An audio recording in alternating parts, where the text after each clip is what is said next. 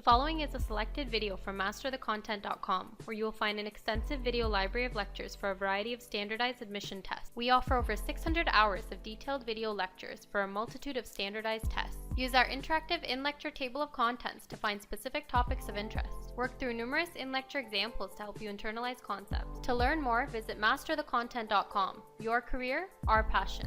The first thing we are going to talk about is basically acid derivatives in general. Now, they are a group of closely related compounds that are derivatives of carboxylic acids.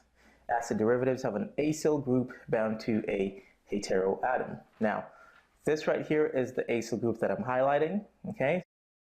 The acyl group right there will be the carbonyl bound to that alkyl chain, and the heteroatom that we're talking about would be the X, which can be represented by chloride, chlorine. In the case of an acid chloride, that would be an acid halide.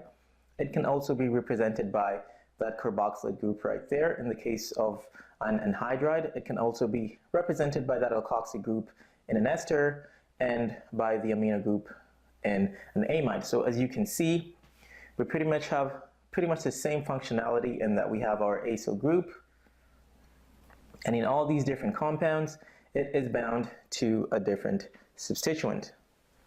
Now, all of these compounds are referred to as carboxylic acid derivatives, and remember, this list is not exhaustive. We're just pretty much tackling the ones that you are going to need for your exam. We have additional derivatives such as the nitriles that we're not going to be talking about today. Now, all of these derivatives right here can be prepared from their parent acids in a very simple reaction, and we talked about this when we studied organic acids, and the reaction was nucleophilic acyl substitution. Okay, so that is the reaction that can be used to prepare all of these derivatives from their parent acids. So as you might expect, because you can derive or prepare each of these derivatives from their parent acids, you could also expect that you can hydrolyze each of these acid derivatives, each of these compounds, back into their original carboxylic acid. So we're going to delve into the first classification of the first member of this group, which are the acyl halides.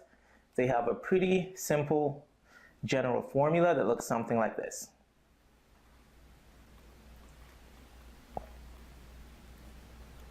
Where the X can be any halogen. Okay, so for the most part, we'll be dealing with acyl chlorides, but that is a general formula for an acyl halide, where the X can be any halogen. Okay, so as far as naming them is concerned, pretty simple rules. What you're going to do is replace the IC in what would be the parent acid name with YL and add the corresponding halide name as a suffix. Okay, so the best way to understand what that means is by doing an example. So if I want to direct your attention to the first example we have on the screen. Now, if that compound right there was an acid, we'd have a hydroxyl group in place of that chloride atom right there.